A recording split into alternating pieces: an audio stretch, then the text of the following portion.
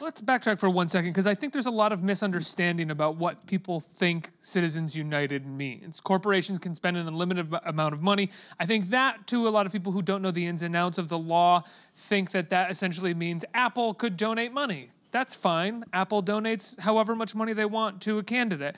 But we would know that that's not the case really with Citizens United. Can you talk about the kind of floodgates that were opened with the Citizens United decision, John?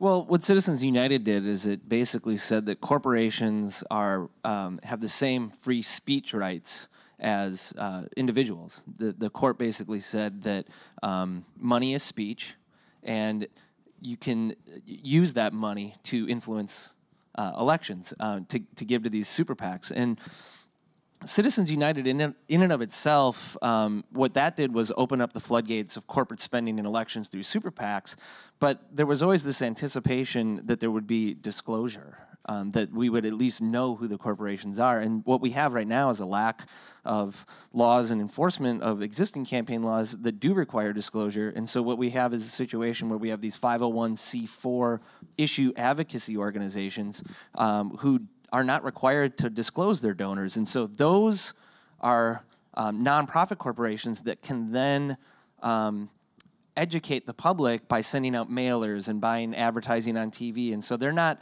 expressly supporting a candidate, they're supporting an issue, but they're supporting those candidates by attacking their opponent and saying, call Senator so-and-so and ask them why they, hate babies, or whatever. But if any of us saw these advertisements, these postcards or the radio ads or the TV ads, we would all look at it and say, that's a political ad. That is trying to influence an election. So it's really, really has just become a big loophole in the way that campaigns are run. There used to even be a distinction between giving to a super PAC, where you have to disclose your donors, and giving to a C4, a dark money group, where you don't have to disclose your donors. But now everybody's sort of figured out that loophole, drove a truck through that, and now what they do is you'll just give money to a C4 that then gives it to a super PAC. So you go to the super PAC, say, where'd your money come from? And they say, well, it came from this, Americans for Apple Pie dark money group that we got over there. So it's just another way of hiding the money trail.